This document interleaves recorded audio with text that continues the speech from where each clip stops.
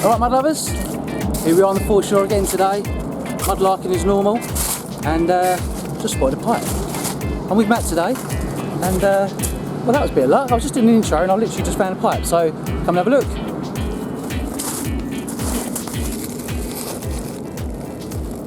Almost stepped on that.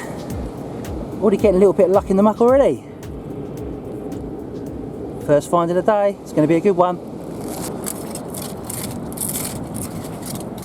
Well, look at this cheerful little guy. It's always nice to see a smiling face on the foreshore.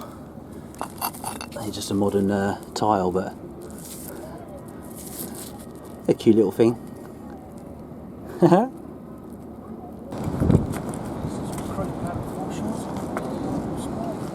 Well, as you can see, I've just found the edge of a pot or something like that, so I'm just going to lay the camera down and try and get it out in one piece.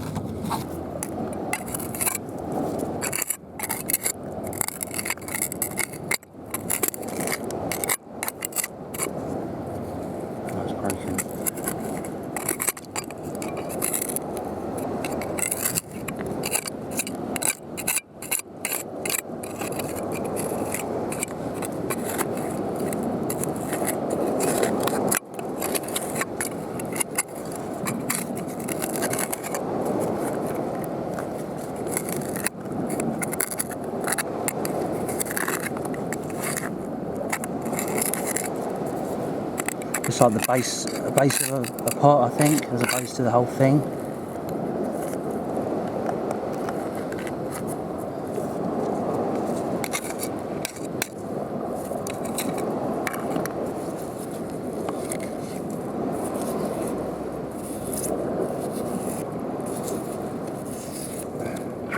I think that's the base, and that would have been the top, I imagine. Well, no, saying that, it's the other way around.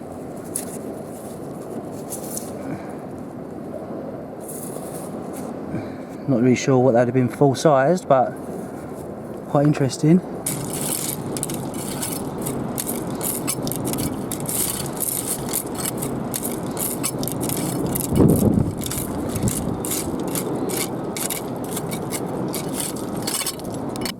Well, got my new trail with me today because I lost my last one. So it's nice and brightly coloured, so hopefully I won't lose it. And hopefully it'll bring me a bit of luck. But just got the first coin object of the day. This is a trader's token, and it's got the letters TC. I'm not sure if you can make that out. TC would have been the name of the person who issued this, so we can only imagine what his name was. I'm going with Thomas Crabtree. What do you think the TC stands for? Any ideas? And then there's might be a little bit of decoration on the reverse, but first leady. We have another leady. Just in there, look, another little lead token.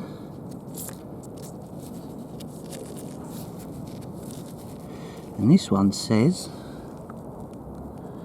possibly a W. Maybe an R. I'll clean that one up later and show you what that says. Yeah, I'm pretty sure it's one of those double V things, like a VW design. I'm not sure if that was a coin as well, but I don't think it is. No, just a bit of rust. Cool. Now, what about that for an early pipe?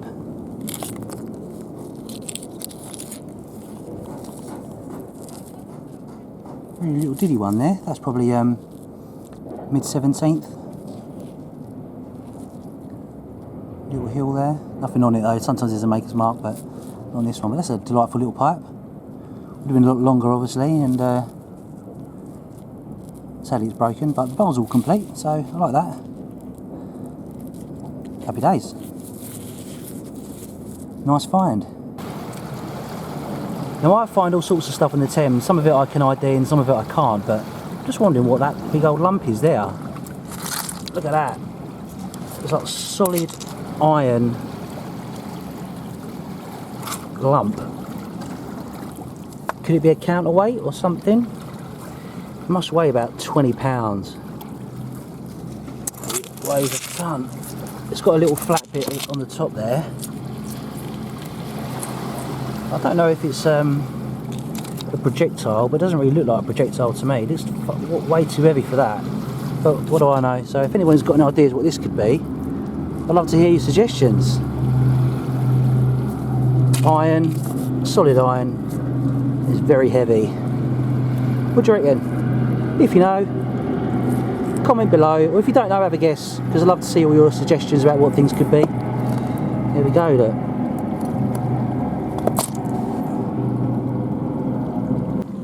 There's a little clay pipe there. Could have been trodden on that, but luckily I saw it just in time. Let's give it a little wiggle.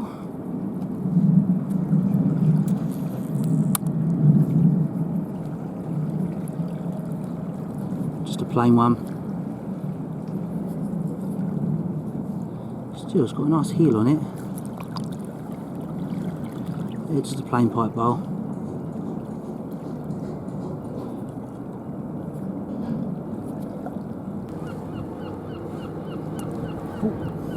Another marble, perfectly white marble. Oh, this is Matt's brand new scoop, and he left it with me. He's wandered off down the foreshore, but he left it behind by accident. So I picked it up and was just knocking the sand out of it, and I broke it. Oh, sugar. So I've got to break the news to him that I've broken his brand new sweet scoop. I'm not sure what use that is, but he seems to like it. It's like I'm buying him breakfast.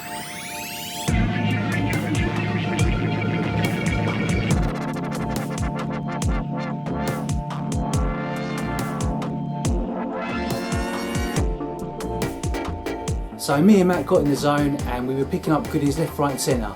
Now let's take a look inside our finds bags. Matt's just going through his haul of bits and bobs, see what he's found.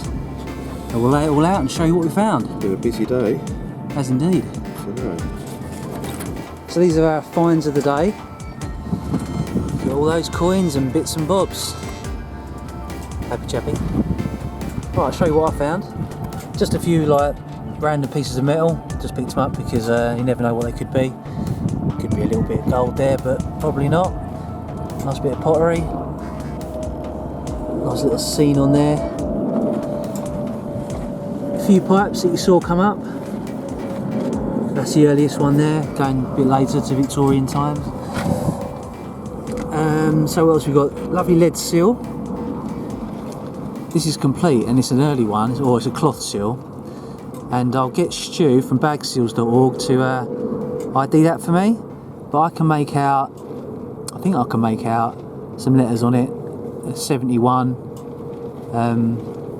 yeah, that way around. So there's a 71 at the bottom and a 3 at the top. So that's enough information for Stu to help ID. And there's a rampant lion and a unicorn on the other side, which could mean it's a British seal, but I'll have to get Stu to let me know what that is.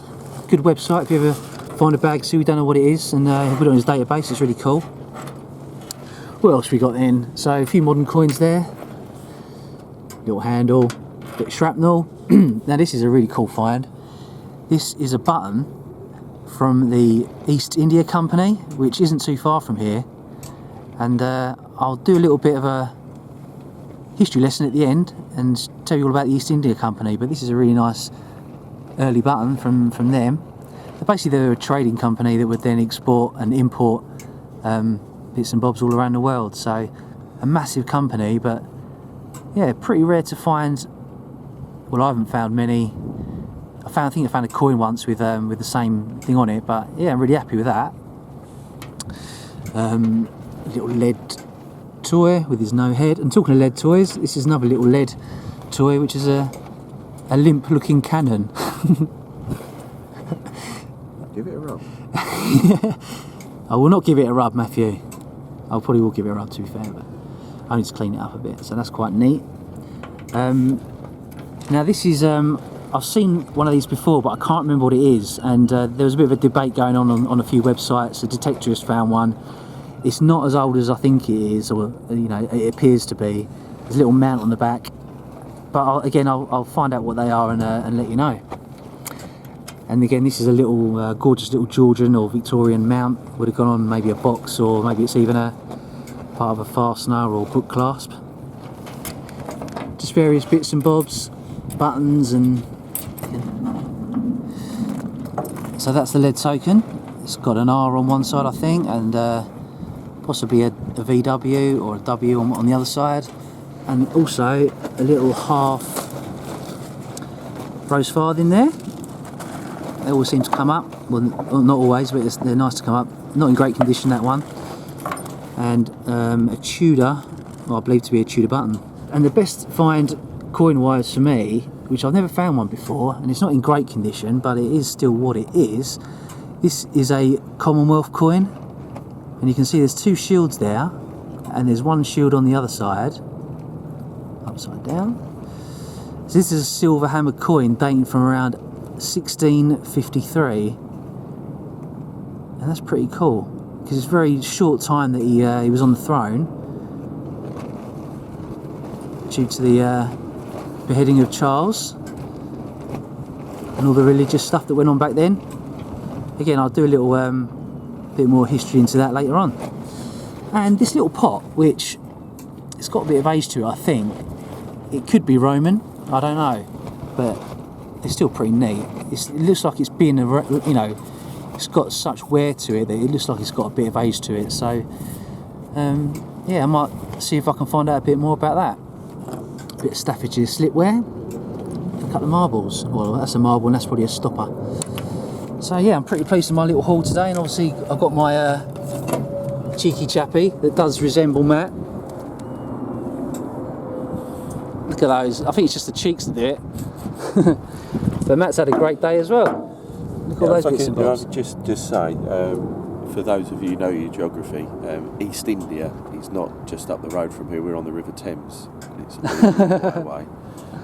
And secondly, Oliver Cromwell was Lord Protector rather than actually the King of England. However, more importantly, as you can see from the finds here, one of us has had a pretty good day. And one of us has not had such a good day. And apart from Simon's Commonwealth coin, you can see that I've eclipsed everything that he's done with what I've got here. Well, it's more about quality than quantity, Matthew. But here, fortunately, I have both. And in addition, these are all found by eye without the use of any metal detector. Well, there we go. Aren't you good? I'm very good. So if we start with here, yep. This is a large piece of lead. We're thinking it might be some form of lead weight. I reckon so. It's got a little hoop there at the top, hasn't it? Maybe that it was attached to something. Or it might have been part of a... Well, it couldn't have been part of anything bigger, could it? It looks like it's got like a concaved look about it. But yeah, another mystery. There's loads of mystery lead we find. Yeah. Your usual decimal coins, lots of 1p's, 2p's, and 10pence, and a couple of half p's that you don't see around so much. Little Victorian or Edwardian clay marble, and a couple of buckles. This one's quite decorative.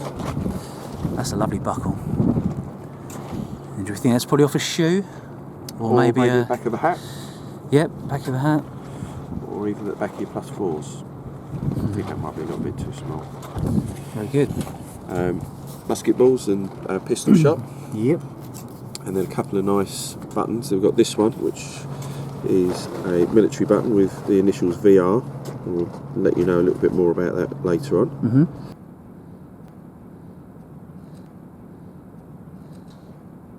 And another one, which is a naval button, which has got an anchor on the front, but again we'll need to clean that up. Yep, we find a lot of those anchor buttons, don't we? We do. We've got a foreign coin, looks like it's a 1 krona from Sweden. Yep. A little mount, and part of a latch of some sort. Moving around here, this is part of a printer's block. You can see the writing's back to front. Yep.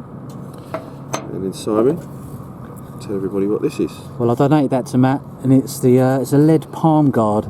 So if you're doing your sewing, you'd place it right in the crux of your hand like that, so then when you're sewing, it doesn't pierce through your palm. So yeah, that was designed to protect your palm from needles. And snug fit for me too. Yeah. Over here we've got a selection of buttons. We've got a fly button here that has actually got the name of John Macmillan of Glasgow. Let's have a look at that.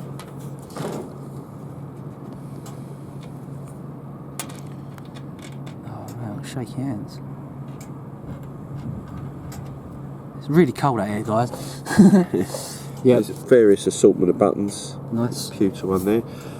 Some 1 pennies. This one looks like it's, I think, from 1927. This one's 1967, and this one's quite worn, so I'll need to clean that up when we get home. Then we've got a half cut coin, which has got some writing on it, but again, it's too far gone to find out what it is. And then this one here, which is, as you can see, is well worn. We're not sure whether it's a love token or not, but we'll clean that up and find out. And then these two potentially could be Roman. Should be very good. I think this one is. It's just got that. It's got that sort of feel to it. It's not quite flat. It's got a little bit. You can't really see the relief on it, but there's feels like there's something going on there. So hopefully it might reveal itself after give it a little clean. In fact, it looks in this light, it looks like there might be a little bit of a bust going on, looking left possibly, but that might just be the thing fooling us. But it's just got that. It's the right material. It's the right odd shape. So yeah, hopefully it might reveal itself if we clean it up later. And also some Charles toys. This is, if you can see the shape of it, it's like a sabre. Yeah. From a lead toy. Cool. And then part of a wagon wheel as well. And then continue with the lead theme. We've got 1, 2, 3, 4, 5, 6, 7, 8 lead tokens. Awesome. This is one of the nicest ones. Yep, cross and pellet. It's got a mark on the back as well. It's got a W on the back, yep. And this one here as well. That's a nice one. Which is in nice condition for its age. Lovely. And then finally, we've got what we think is a handmade Tudor brick. It definitely is. Very nice.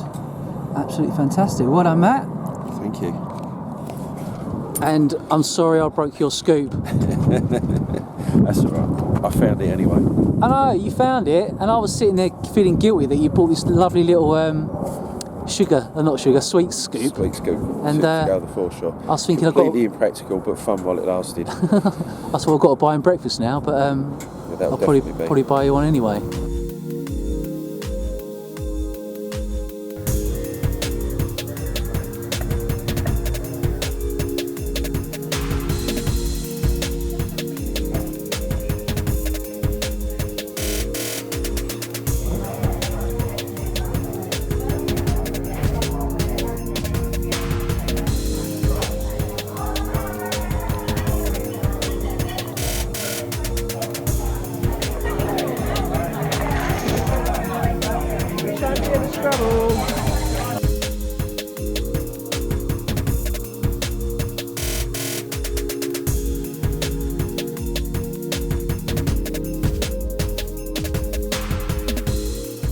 The East India Company has a rich and varied history over its 200-year domination.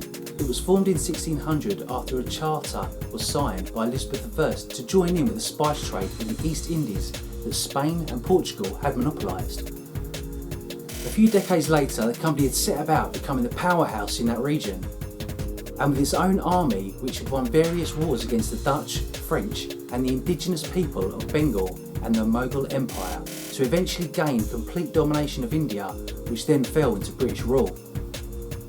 As well as spices, it traded goods such as cotton, silk, indigo, which was used for dyeing fabrics, salt, pepper, tea and slavery. The company used slaves from Africa to work on the Indian settlements to make cotton. Eventually, the East India Company lost political control when it nearly went bankrupt and had to hand its power to the British government.